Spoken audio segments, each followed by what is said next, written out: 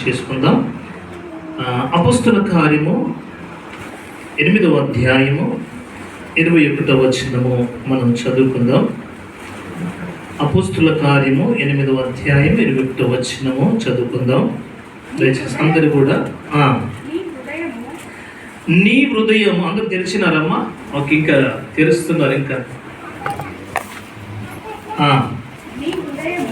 అందరు వినాలి దయచేసి. దేవుని బిడ్డలారా, నీ హృదయము దేవుని ఎదుట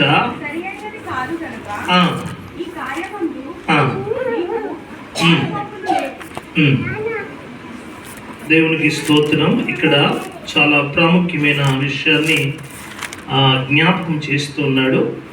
మరి ఈరోజు చాలా ముఖ్యమైన విషయం ఏంటంటే, ఒక వ్యక్తి గురించి మనం చూడబోతున్నాం. ఆ వ్యక్తి గురించి ఎవరంటే గారడి సీమోన్. అందరూ చెప్పండి, ఏం పేరట? సీమోన్. గారడి సీమోను. అయితే దేవుని బిడ్డలారా, ఈ గారడి సీమోను సమరయ పట్టణంలో, ఆ గ్రామంలో చాలా అతడు ఒక గొప్ప మాంత్రికుడు. అందరు వినాలి దయచేసి. అతడు మాంత్రిక విద్యను అభ్యసించి క్షుద్ర శక్తుల ద్వారా ఆ సమరయ పట్టణంలో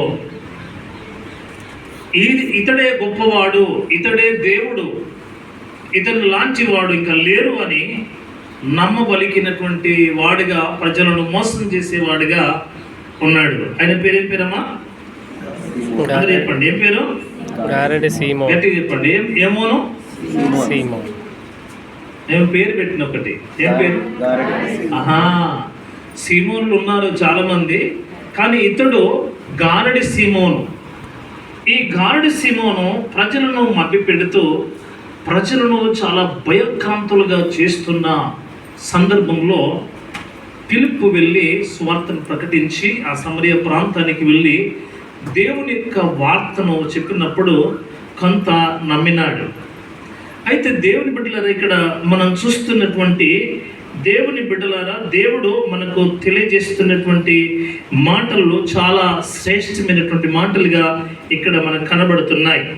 చూడండి, మొదటిగా మనం చూస్తున్నాము, సీమోను ఆ దేవుని యొక్క వాక్యాన్ని విన్నాడు. అంటే ఆ సమరయ ప్రాంతంలో, పట్టణంలో ఫిలిప్పు చెబుతున్నటువంటి శిష్యుడు, క్రీస్తు యొక్క శిష్యుడైనటువంటి ఫిలిప్పు దేవుని మాటల గురించి సువార్త చెప్పినప్పుడు కొంత నమ్మాడు. కానీ అతడు విధేయత చూపలేదు. ఆ పట్టణంలో, ఏ పట్టణంలో? అందరు నిద్రపోతున్నారు. ఏ పట్టణంలో? సమరయ. నా పట్టణంలో, మంచిర్యాల పట్టణంలో. ఏ పట్టణంలో? అందరు చెప్పండి అమ్మా, ఏ పట్టణం? కొంచెం మీరు అందరూ కూడా దరికి చేర్చాలి. మీరు అందరు కొంతమంది నిద్రపోతున్నారు ఇక్కడ, నాకు తెలుస్తుంది. నిజంగా నేను పేరు పెట్టి పిలిస్తే బాధపడద్దు, ఓకేనా? రైట్. హల్లెలూయా.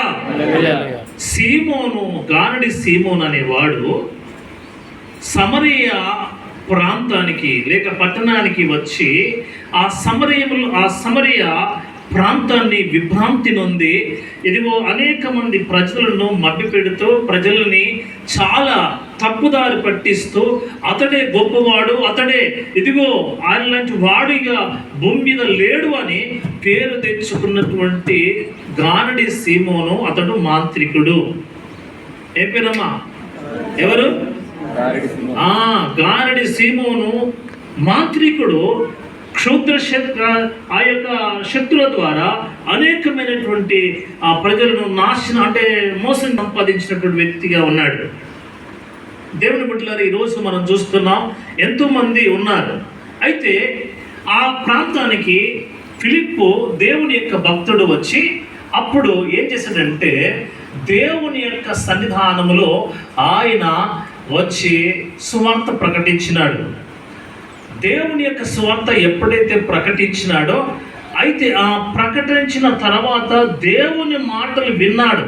కానీ ఈ యొక్క మరి దేవుని బిడ్డలారా, ఫిలిప్పు చెప్పినటువంటి మాటలు గారుడైన సీమోను విన్నాడు, కానీ విధేయత చూపలేదు. అది మొట్టమొదటి విషయము. చూడండి, ఆయన వినకుండా ఏం చేశాడంటే, మరి చాలామంది మనము దేవుని మాటలు వింటూ ఉన్నాం, అయితే ఇతడు కానీ గ్రహించలేకపోవడానికి కారణం ఏమిటంటే, ఇప్పుడు 4 నేలలు, 4 విత్తనాలు, 4 రకరకాల నేలలు పడ్డాయి. మొదటి నేల ఎక్కడ పడ్డాయి చెప్పండి? త్రువ ప్రక్కన, తర్వాత ముండ్ల పొదల్లో, రాతి నేలలో పడ్డాయి. తర్వాత 4వది మంచి నేలలో పడినటువంటి విత్తనాలు ఉన్నాయి. కానీ దేవుని బిడ్డలారా, ఈ విత్తనం ఎక్కడ పడ్డది? పిలుపు చెప్పిన ఆ సువార్త ఇదిగో ఈ యొక్క మరి సమరయ ప్రాంతములు చాలా విభ్రాంతి పరుస్తున్నటువంటి గారడైన సీమోను దేవుని యొక్క మాటలు విన్నాడు. కానీ ఏం చేశాడంటే, అతడు చూడండి మత్తయి సువార్త 13:20-21 వచనంలో అక్కడ చెబుతున్నాడు, ఈ విత్తనము రాతి నేలలో పడినటువంటి విత్తనము లాగా ఇతని విత్తనము ఉన్నది. చూడండి, ఒకసారి చదువుదాము. మత్తయి సువార్త 13:20-21 వచనం.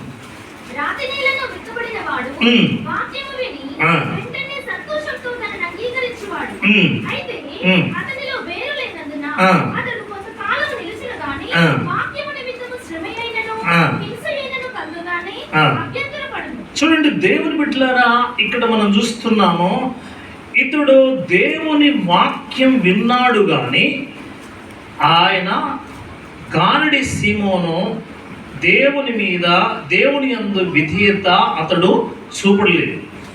ఈ విధేయత ఎప్పుడైతే చూపలేదో అతడు ఇప్పుడు ఎలాంటి విత్తనం కలిగి ఉన్నాడు? వీడు రాతి నేలను పడినటువంటి విత్తనం లాంటి వాడిగా మారిపోయాడు. అయితే అతడు విన్నాడు కానీ దాన్ని అంగీకరించలేదు గనుక ఇప్పుడు ఏం జరిగిందంటే, తన జీవితంలో మరి నష్టపోయిన పరిస్థితిగా ఏర్పడతాడు. చూడండి, విన్నాడు, వినలేదని కాదు. ఈరోజు అందరు వింటారు, అన్యులు వింటారు, క్రైస్తవులు వింటారు, బౌద్ధులు వింటారు, ముస్లింలు అందరూ వింటారు. కానీ ఇప్పుడు అక్కడ దేవుని వాక్యానికి విధేయత చూపని వాడిగా మొదటిగా గారడి సీమోను ఉన్నాడు. మొదటి విషయం. ఈ రెండో విషయంలో ఏమంటాడంటే, చూడండి, రెండో విషయంలో ఏమన్నాడు? గారడి ద్వారా ప్రజలను మోసగించాడు. రండి 8వ అధ్యాయం 9, 10, 11 వచనాలు. 8వ అధ్యాయము అపోస్తుల కార్యము 8వ అధ్యాయము దేవుని వాక్యంలో 9 నుండి 11 వచనాలు ఇక్కడ మనకు కనబడతాయి. గారడి చేయొచ్చు,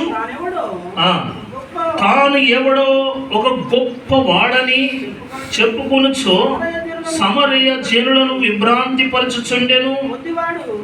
కొద్దివారు మొదలుకొని గొప్పవారిని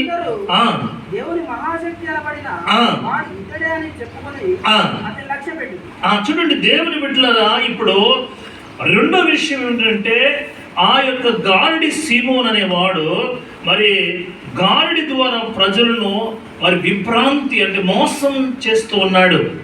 అయితే కొద్దివారు మొదలుకొని గొప్పవారు వరకు ఇదిగా ఇతడే దేవుడు, ఇలాంటి శక్తి ఇంకా భూమి మీద ఎవరికి లేదు అని ఆయన ఎట్లా పొగుడుతున్నారో తెలుసా? చాలా మంది పొగుడుతున్నారు. దేవుని బిడ్డలారా, ఆ పొగడడానికి చాలా ఎంతో ఉంది. అతను గొప్పవాడని చెప్పుకొనుచు ప్రజలకు విభ్రాంతి పరిచారు. దేవుని మహిమను తనకు మరి అంటే ఈయనే మహిమకరుడు, ఈయనలో దేవుడు ఉన్నాడని చాలా మంది అతన్ని విశ్వసించినారు. సమరయ ప్రజలు ఆయన యందు విశ్వాసం ఉంచినారు. అయితే వాక్యం ఏం చెప్తుంది? ఐగుప్తు దేశంలో మాంత్రికులు కూడా ఒక అద్భుతమైన కార్యం చేశారు. వినాలి, మాంత్రికులు కూడా చాలా కార్యాలు చేశారు. చూద్దాం ఆ కార్యం ఏంటిదో. నిర్గమకాండం రండి దయచేసి త్వరగా.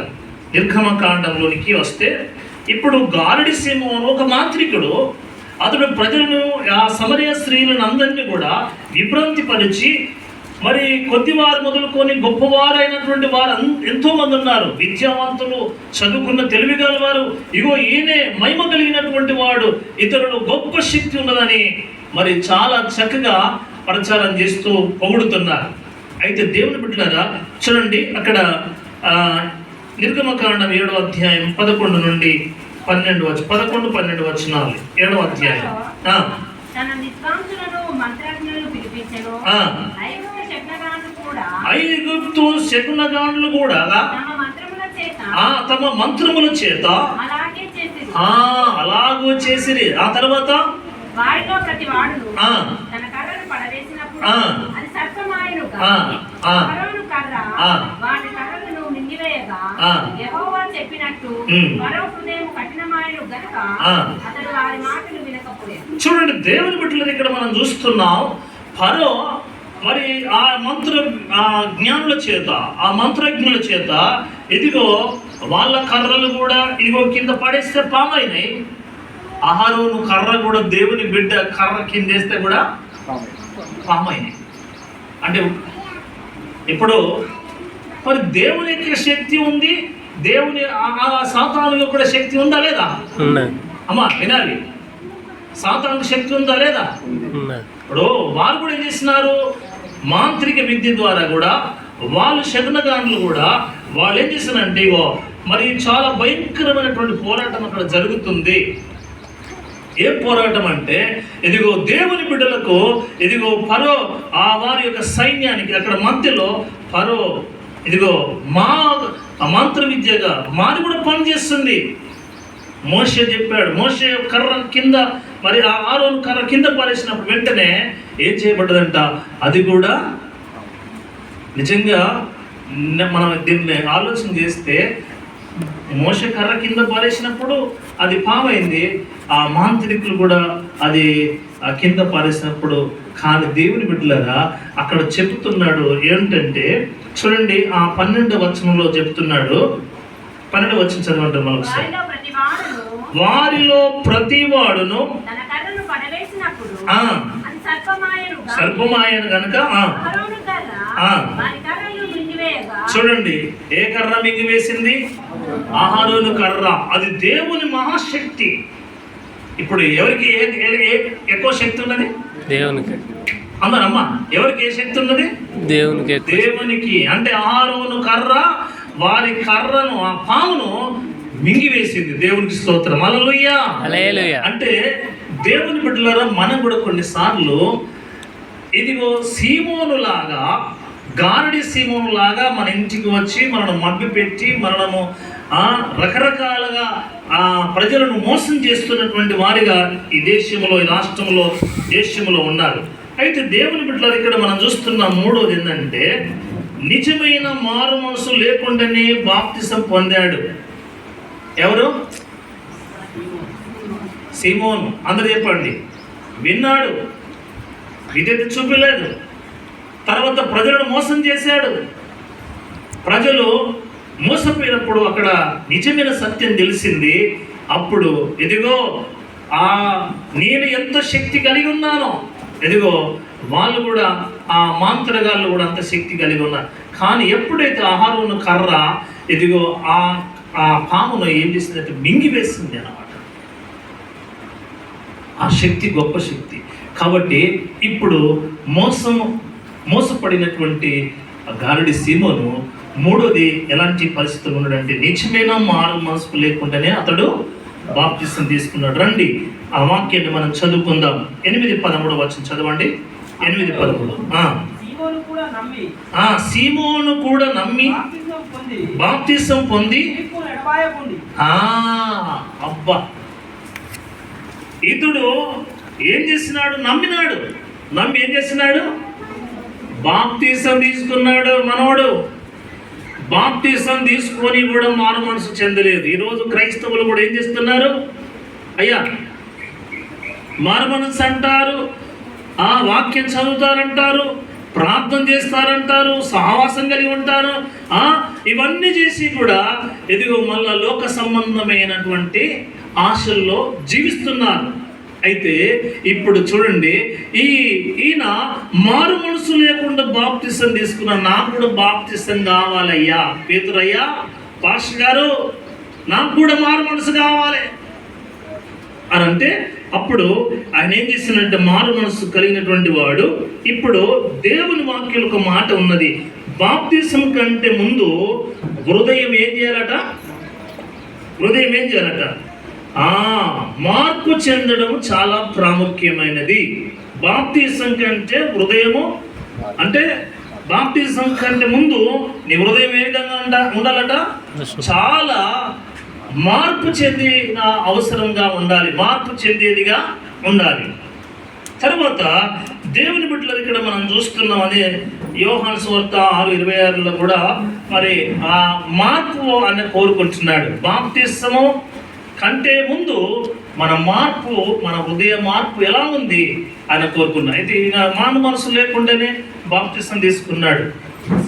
ఈనాడు క్రైస్తవులు ఏం చేస్తారు? వాళ్ళని చూసి వీళ్ళని చూసి వాళ్ళు, ఇదిగో నాకు కూడా బాప్తిసం అండి అంటే సంతోషం కొరక, ఇది ఆనందం కొరక కాదు. నీ మార్పు, నీ హృదయంలో మార్పు రావాలి, నేను బాప్తిసం తీసుకోవాలి అనే నీ హృదయాంతరంగం నుండి ఎప్పుడైతే వస్తుందో అప్పుడు తప్పకుండా నువ్వు బాప్తిసం తీసుకుంటున్నావు.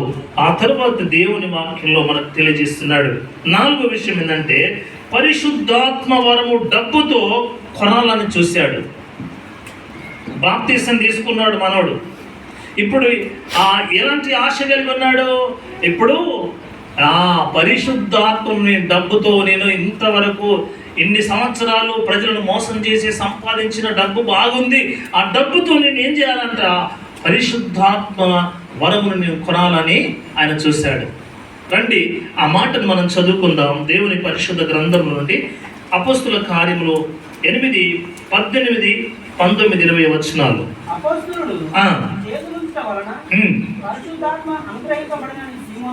చూసి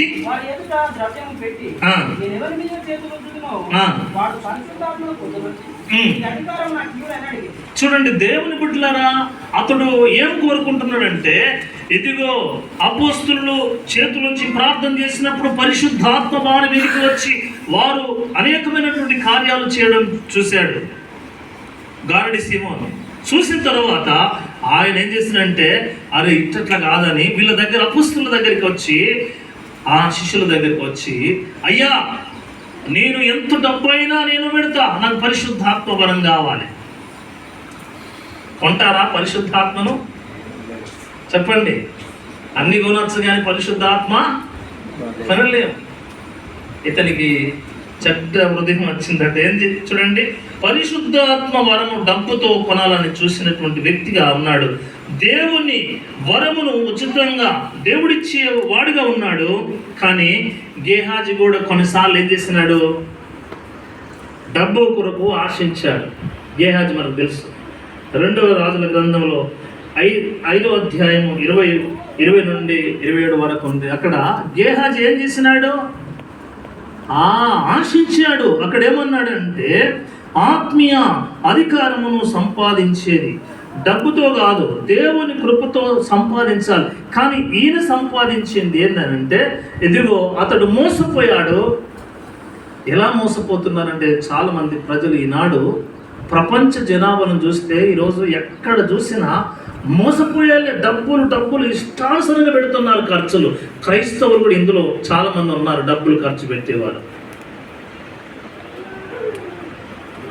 ఇగో అక్కడికి పోతే ఇదవుతుందట, ఇది చూపించుకోవాలట, ఆ మంత్రికి దగ్గర పోవాలట, మన ఇంట్లో ఏం జరుగుతలేదు, సమాధానం లేకుండా పోతుంది, సంతోషం లేకుండా పోతుంది, ఇదిగో చెట్లు కట్టుకోవాలి, ఇవన్నీ కట్టుకోవాలి అని చాలా మంది దేవుని బిడ్డలు కూడా ఈరోజు ఏమైపోతున్నారట, ఇదిగో దేవుని యొక్క శక్తిని వారు సులభంగా చేసుకొని వారు శక్తిని కోల్పోతున్నటువంటి వారిగా ఉన్నారు. దేవుని బిడ్డ, ఈరోజు నీ జీవితంలో నువ్వు డబ్బు పెట్టి నువ్వు కొనలేని ఆ జీవితాన్ని పరిశుద్ధాత్మను దేవుడు నీకు ఉచితంగా ఇవ్వడానికి ఇష్టపడుతున్నాడు. హల్లెలూయా, హల్లెలూయా. అయితే 5వ విషయం ఏంటంటే, మరి అతని హృదయము దేవుని ఎదుట సరి అయినదిగా ఉండలేదు. అందుకే మొదటిగా మనం చదువుకున్నటువంటి వాక్యంలో ఆ మాట తెలియజేస్తాడు. ఈ అంశం ఏంటంటే, నీ హృదయం సరి అయినదేనా? అక్కడ అన్నాడు చూడండి 8:21 వచనాలు మరొకసారి చదువుదాం. నీ హృదయము దేవుని ఎదుట నీ హృదయము దేవుని ఎదుట సరియైనది కాదు కనుక దేవుని ఎదుట నీ హృదయం సరి అయినది కాదు. నువ్వు బాప్తిస్మం తీసుకున్నావు, దేవునికి విధేయత చూపని వాడిగా మారుమనసు చెందలేదు. నువ్వు ఇదిగో నాకు పరిశుద్ధాత్మ వరం కావాలి, డబ్బు పెట్టిన కొనుక్కుంటాను, ఇంత అంటే ఇంకా ఎక్కువ డబ్బు సంపాదించాలి. వాళ్ళు ప్రార్థన చేస్తున్న అపోస్తలులు ప్రార్థన చేస్తున్న అందరు కింద పడుతున్నారు, అద్భుతాలు కార్యాలు జరుగుతున్నాయి. అబ్బా ఈ శక్తి నాకు కావాలని వాళ్ళు ఏం చేశాను అపోస్తలులు అయితే, అయ్యా ఎంత డబ్బు చెప్పు నేను ఇస్తాను, నాకు అవరం కావాలి అంటే అంత తెగపడ్డాడు సీమోను, గారడి సీమోను. హల్లెలూయా హల్లెలూయా. అందుకని ఇక్కడ ఈ మాటను చెబుతూ వస్తున్నాడు. అప్పుడు ఉదాహరణకు అన్నీయ సప్పీరులు ఏం చేసినారు, దీనికి సాదృశ్యంగా చెప్తున్నాడు. అతని హృదయము దేవుని ఎదుట సరైనది కాదు. కానీ అన్నీయ సప్పీరులు అపొస్తలుల కార్యంలో మనం చూస్తే 5వ అధ్యాయంలో వాళ్ళు చేసిన తప్పు ఏంటంట, పరిశుద్ధాత్మను వాళ్ళు ఏం చేసినారట, మోసగించినారు. ఇదిగో గారడి సీమోను కూడా దేవుని పరిశుద్ధాత్మను మోసగిస్తున్నాడు. మరి ఈరోజు దేవుని బిడ్డలారా, నీ జీవితంలో నా జీవితంలో మనం ఏ విధంగా ఉన్నాం? అతనికి 6వది పశ్చాత్తాపము వాడు చూపలేదు. ఏ విధంగా పశ్చాత్తాపం చూపలేదో 8వ అధ్యాయం 22 నుండి 24 వరకు మనం చదివితే 22 నుండి 24 వరకు. కాబట్టి వాళ్ళు అంటున్నారు, కాబట్టి ఈ నీ చెడుతనమును మానుకొని మారు మనసు నొంది ప్రభువును వేడుకొనుము.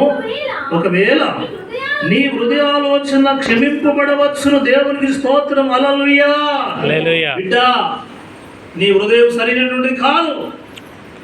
నువ్వు ఒకవేళ నీ హృదయాన్ని మార్చుకొని నీ మారు మనసు చెందితే దేవుడు నీకు ఒక మంచి, ఒకవేళ దేవుడు సెలవిస్తే నీకు దేవుడు ఇస్తాడేమో. అప్పుడు 23వ వచనం అంటాడు, నీవు ఘోర దుష్టత్వములోను దుర్నీతి బంధకములో ఉన్నట్లు నాకు కనబడుచున్నదని నీ చెప్పాను.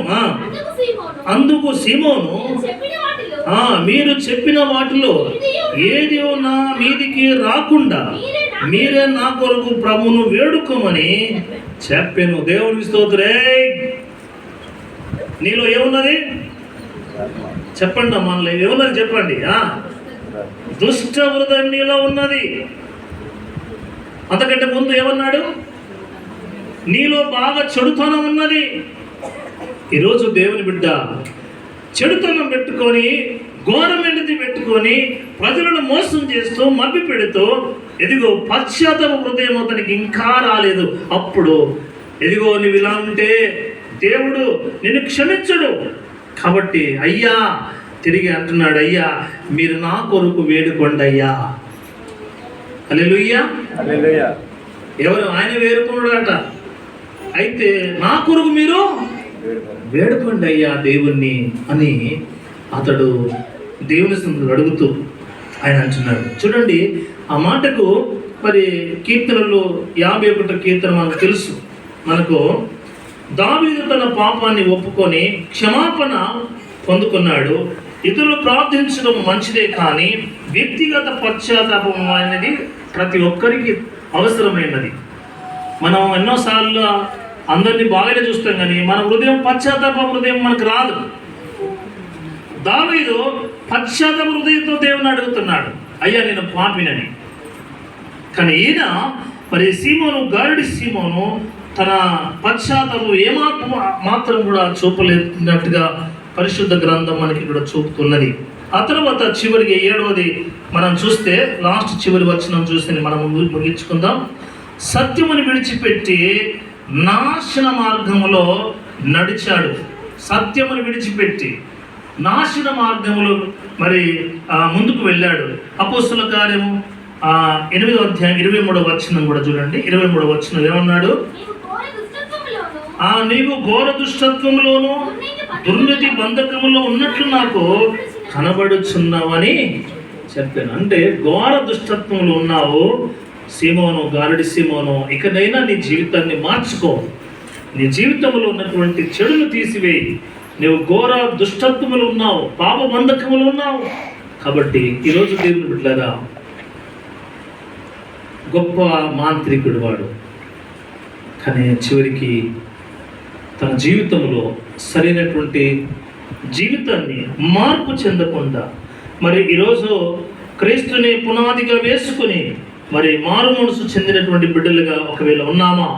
ఇప్పటికైనా అన్ని చేస్తున్నాం, అన్ని రకరకాల చాలా ప్రాబ్లమ్స్ మనం ఉన్నాం.